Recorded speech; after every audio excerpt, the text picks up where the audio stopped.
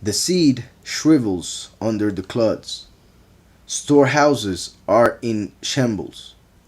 Barns are broken down, for the grain has withered. All of this is amazing, not only for everything that we have just said regarding how what the pastors teach won't work when the time comes for the test, everything will burn in the fire. But when we go back also to Genesis, where we find a bunch of prophetical shadows, parallels of what would happen in the end times, we see how Joseph, which is the one from whom the last would come, just like Yahudah is the tribe from whom Yahushua came, the last will come from Joseph. Joseph was sold as a slave, seen enslaves people. That's why the last comes as a prodigal son, as a slave first, but then he's freed from the slavery and also from the prison in which he fell because of the lies of the wife of Potiphar. When he comes out, he reveals, and actually that's the reason why he comes out, because he revealed to Pharaoh in Egypt that there would be 7 years of fat cows and 7 years then of skinny cows, meaning bad years.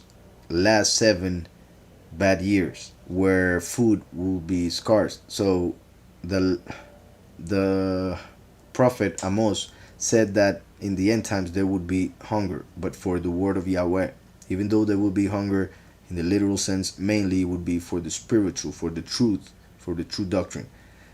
People will be looking for the word of Yahweh without finding it because they will be seeking in the wrong places. For instance, regular churches where the truth is not found.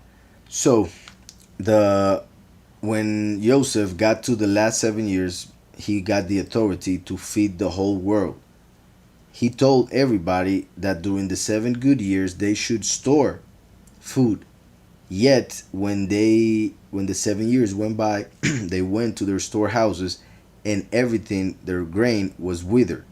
Everything was not good for eating. So they had to go and buy from Joseph, and they ended up giving all their possessions for food, and even themselves afterwards becoming slaves of Pharaoh, meaning they became property of Pharaoh, which represents how the last comes and feeds the whole world with the true doctrine, as Joseph did.